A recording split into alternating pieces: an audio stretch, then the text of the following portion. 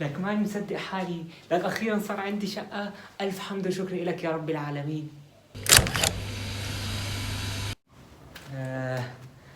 الواحد كان هيتقلب يا جدع. إيه ده؟ هما كمان سايبين لي خدام فلبيني مع الشقة؟ يعني شقة مفروشة ومعاه خدام فلبيني كمان؟ اللهم صل على النبي. دمي ده عيالي بقى ولا إيه؟ ربنا يخليك يا أم الغوالي. عفوا، شقة مين؟ لك هي شقتي أنا يا حبيبي، وهي الحجة كمان. إيه ده؟ دي نفس الورقة اللي معايا اهي. احنا هيك اتنصب فينا معلم. لا يا عمنا، تقصد نصب عليك انت. شلون بقى؟ لك انا موجود بالشقة بالاول وانت اللي فايت علي، يعني اذا حسبتها هيك بتلاقي حالك انت اللي منصوب عليك مو انا. لا يا حبيبي، انا كنت موجود هنا بس كنت بجيب بقية الحاجات من العربية. ايوه، معناتها يلي سبا اكل النبا. ايه صحيح، شو اسمك؟ احمد، محمد، محمود، كريم، علاء. ولك كذاب، اسمك عادل مو علاء، لاني شفت بالورقة تبعك عادل مو علاء، واللي يكذب بالصغيرة يكذب بالكبيرة يا كذاب. آه يا حوستي السودان يما، نصب عليا بالفلوس اللي كنت محوشها شقة عمري، شقة عمري.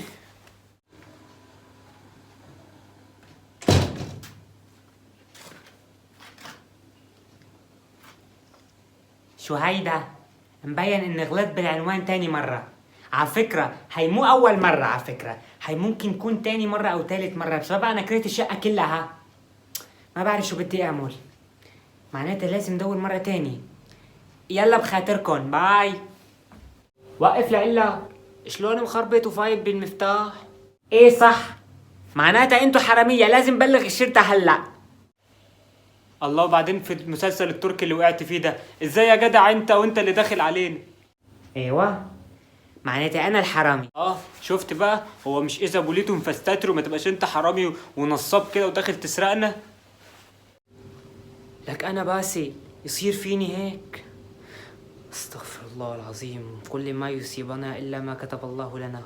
عم يقول الرقم يلي نسب عليك مرفوع مؤقتا من الخدمة، يمكنك الاتصال والتأكد من رقم النصاب. اكيد قفل التليفون، مش بعيد يكون سافر بره.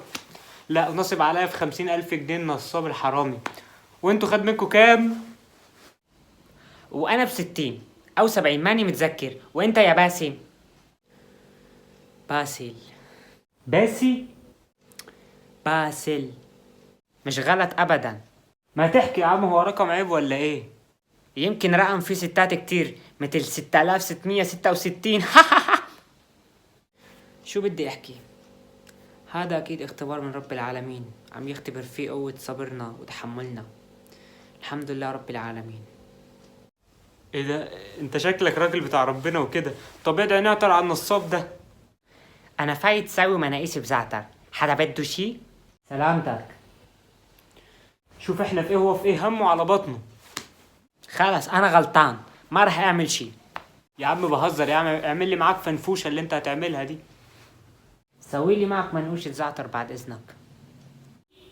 احكي لي عنك يا باسل، بتعمل ايه في حياتك؟ بتشتغل ايه؟ ساكن فين؟ صح، انت ساكن معايا. ما بعرف شو بدي اقول لك يا سيد عادل. انا حياتي روتينية جدا، انا بشتغل دكتور بمشفى دمشق الدولي، يعني راتبي منيح وهيك ماشي حالي، يعني الحمد لله رب العالمين، وبحفظ قرآن وبصلي وملتزم الحمد لله رب العالمين على قدر الإمكان يعني، وعم ندعي الله يهدينا الصراط المستقيم جميعا يا رب. أنا بقى بشتغل محامي. أفوكادو قد الدنيا، هو ما يبانش على منظري يعني، لا مؤاخذة. حتة محامي إيه؟ قرع، لا سقع، مش عارف هو عقر. عقر، خدتها دي قبل كده. يا فاهم انت ازاي، بس انا الصراحة ما بفهمش في المحاماة خالص بيني وبينك يعني. هو انا في كام واحد صحابي كده بيظبطوا لي القواضي، وانا بقى ايه فاهم، بسترزق بقى فاهم، يعني بكدب هنا شوية، بتبلع على ده شوية، ماشية الحمد لله وبتتقضي. ما هو كل الشغل كده، الله، ما انا لازم اكدب عشان اخد فلوس، الله. وانا بقى بحب الحياة، مش غلط ابدا. احيانا بشرب ويسكي، الصراحة مو أحيانا، كتير. كنت بشتغل وعندي شركة كبيرة، بس كله راح من ورا النسوان. لا مو هن السبب، أنا تركت زوجتي وحبيبتي المحترمة كرمال وحدي. أنا كتير حاسس بالذنب، وبعدها سويت شركة وتعرفت على رفقات سوق. تعرفوا كانوا عم يسرقوني. بكفي سيد ريمون، والله قصرت فيني كتير، راح ابكي. تبكي؟ ده واحد زبالة يستاهل اللي حصل له، عشان كده اتنصب عليك يا زبالة. أنا زبالة يا محامي يا كذاب؟ شوف كم بيت اتخرب من ورا راسك بسبب الكذب. لك شو هاد؟ لك ليش نحن بنحب نعاير بعض بمشاكلنا عوض منوقف مع بعض بهي الأزمة وهي المحنة؟ أنا فايت نام وبدون مساء الخير، بدون مساء النور. شو راح تهددنا يعني؟ شو هيدا يا الله؟ هو ليش زعل؟ مش عارف والله يا اخويا، شكل البيت مش عاجبه باين. غريبة هاي، البيت حلو كتير. الله يخلينا صاحب البيت اعطانا بيت لقطة. ده نصب علينا المؤاخذة احنا التلاتة كده ولبسنا القراطيس. ايه صح، معناتها الله يخرب بيته. شو بدك بهاي السيرة؟ تعال ناكل مناقيش، ومنيح انه هو مشي. سخنة؟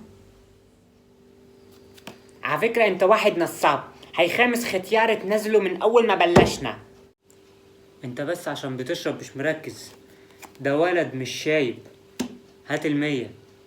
هات 100. لا تخليني اغضب عليك. هي 100 للويسكي وهي 100 للاكل. لك شو هاد؟ عم تلعبوا ميسر؟ قطع $100 بتاعت الويسكي بسرعة. العمى باسل بسولتي.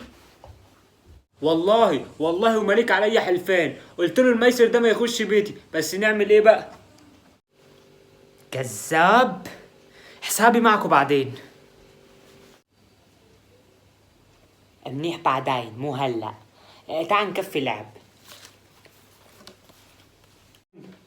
خش نام بدل ما يقيم علينا الحد. اذا انت خايف قوم امشي، انا رح كفي لعب. ولك لا مش عايزك تقلق خالص. انت معاك اكبر محامي في الشرق الاوسط، يعني ما تقلقش من اي حاجه. ده انا هودولك في داهيه، ده انا هخرب لك بيته، ده انا هطلع لك عينه، ده انا. الحق يا عادل، ده انا هقفل دلوقتي. اللهم صل على النبي. يا بركه تعاك يا ام الغوالي، اكيد لقيته النصاب صح؟ لا، ريمون بمخفر الشرطه ومتهم بقضيه تحرش. الله، ده على كده محتاج محامي شاطر، محامي عقر يطلعه من المصيبة دي. وعشان كده انا هكلم شاكر صاحبي. ما هو من دل على شيء زبع عليه ولا ايه؟ ما بيردش. لك مو انت محامي؟ لك تعا ما في وقت. ماشي، بس لو خدت اعدام انا مش مسؤول، اقل من جنحة مفيش كلام. عادل بيش يا فندم، محامي حاضر عن المتهم ريمون الغلبان المسكين ده. انا عايز اعرف هو عمل ايه. البيبي عاكس البنات في الطريق العام. ريمون ده بيتكسف من خياله يا باشا، ده ما يعرفش في اي حاجه ومالوش في اي حاجه. قول انا ماشي، قول الدكتور باسل يا ريت. يا باشا ده عنده عصفوره مش عارف هي ذكر ولا انتايه. يا الله. ايوه بس هو اعترف ان هو عاكس. الله يخرب بيتك، كنت تنكر. اكيد تحت تهديد. تهديد واضح ومريح وصريح. لا مش هيك، انا قلت لها شو هيدا يا عايده. ايه؟ لا ده عايده يا باشا، عايده بتاعت ميدان لبنان. دول اخوات في الرضاعه. الله، والله العظيم انا لو كنت اعرف ان الموضوع في عايده ما كنت جيت اصلا. الله، بقول لك يا باشا اخوات في الرضاعه، تقول لي بيعاكسها؟ يا عايده، وهي عامله ايه البت دي دلوقتي؟ طمني عليها. ثغره يا فندم، ثغره ممكن استخدمها، بس زي بعضه. مسيو عادل، شو هيدا يا عايده معاكسه لبناني مو اسم. طيب تحب امشي يا ريمون؟ بجد والله. يا حضرة الشرطي، ريمون كان عايش بباريس، وهي العادات والتقاليد عندهم بباريس، بس هو ما بيعرف العادات والتقاليد هون، مشان هيك يعني كان عم يغازلها من نوع من الترحيب وهيك شي، واكيد ما بيقصد. سامحوا هالمرة. ايه ده؟ باريس؟ ده ممكن تحصل ازمة دبلوماسية كبيرة. على العموم انا هعديها له المرة دي. انت كسبت يا استاذ باسل يا محترم يا اللي ما بتكدبش. لا، هو حكالي قبل هيك انه هو كان بباريس عايش، واذا براسك انه الكذب بينجي، بحب قلك ان الكذب رح يوصلك لطريق الهلاك، وان الصدق احسن بكتير. بقول لك ايه يا باسل، انت هتعمل لنا انت الشريف والملاك الطاهر واحنا يعني اللي وحشين؟ الله، ما تبص على نفسك يا اخي، ده انت عيوبك قد كده. بص على منظرك، بص على شكلك ده. انت اصلا قص الفساد وقص المصايب كلها. مش انت جيت لي المكتب تبوس رجلي عشان اجي معاك؟ انت زبالة وهو ازبل منك. انا المحامي عادل البشبيشي على سن ورمح، اخرتها تطلعني كده؟ ايه، طلعت انا بالاخر اللي مو منيح. تمام، عن اذنكم. بعد اذنك يا حضرة الشرطي. قلت لي بقى حضرتك المحامي عادل بشبيشي؟ يا اخي مش مكسوف على دمك؟ ده انت اذيت ناس كتير قوي وناس كتير اشتكت منك. لولا تاخد الاستاذ باسل كان زمانك دلوقتي مرمي في السجن. مقدمين عليك محاضر قد كده وهو اتدخل ودفع كفالة عشان ما يأذيكش، والناس اتنازلت عن المحاضر دي كلها. بدل ما تشكره جاي تهينه قدامنا كلنا. اخس على الصحاب بجد. انت اذيت ناس كتير قوي باتهاماتك الباطلة ليهم ورميتهم في السجن. والله باسل عنده حق، انا بسبب الكذب خسرت كل حاجة وخربت بيوت ناس كتير قوي. صح فلوسها كتير، بس زي ما جت زي ما راحت، طارت زي السبيرتو. مفيش احسن من الحلال وشهادة الحق.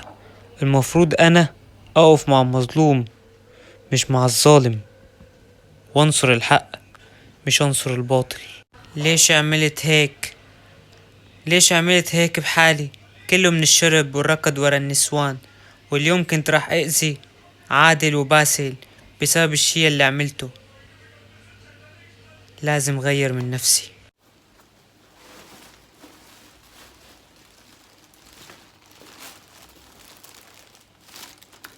اسمع انت وياه، انا خلص قررت راح اترك البيت. ايه، راح اتركه الكم بالناقص واحد، صح؟ وانتو مثل ما بدكن ساووا. سيد عادل، اسف كتير الك. بدك تكذب ضلك عم تكذب. وقف بصف الظالم ضد المظلوم. وانت سيد ريمون، ضلك عم تسكر هيك لحتى تنسى همومك وتنسى الشركة اللي راحت منك وتنسى المصاري وتنسى كل شي. خليك هيك مثل التايه. وانا اسف لإلكن اني كان بدي وقف معكم.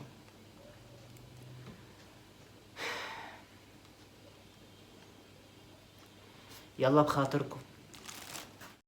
استنى والله انا هتغير، والمرة دي بحلف بجد، بوعدك. ايه يا اخي، بس نحن حاسين بالذنب اللي عملناه وندمانين كتير. ان الله لا يغير قوم حتى يغيروا ما بانفسهم. لازم التغيير يكون نابع من جواتك انت وياه بالاول. وانا ما رح اشرب وما رح اركض ورا النسوان مرة تانية. اوثق فيني، خليك معنا بالبيت.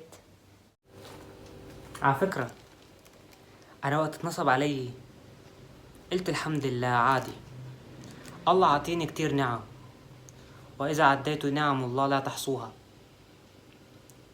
وقت شفتكم قربت منكم حسيتكم مثل اهلي، لا والله اكتر من اهلي كمان. واحنا والله حبيناك قوي، انا حبيتكم كلكم.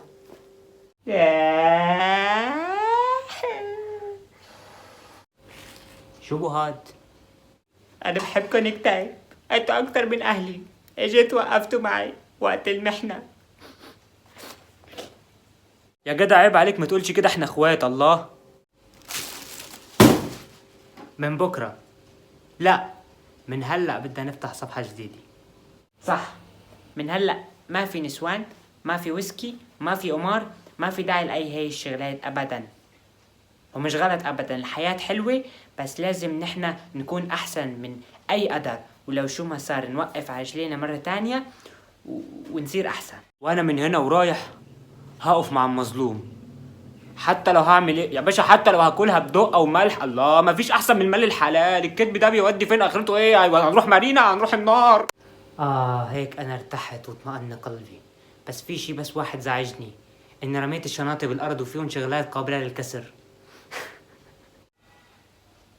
ولا تيأس أبدا من رحمة الله تعالى. اجعل من يراك يقول: صدقت يا رسول الله، وما زال الناس بخير.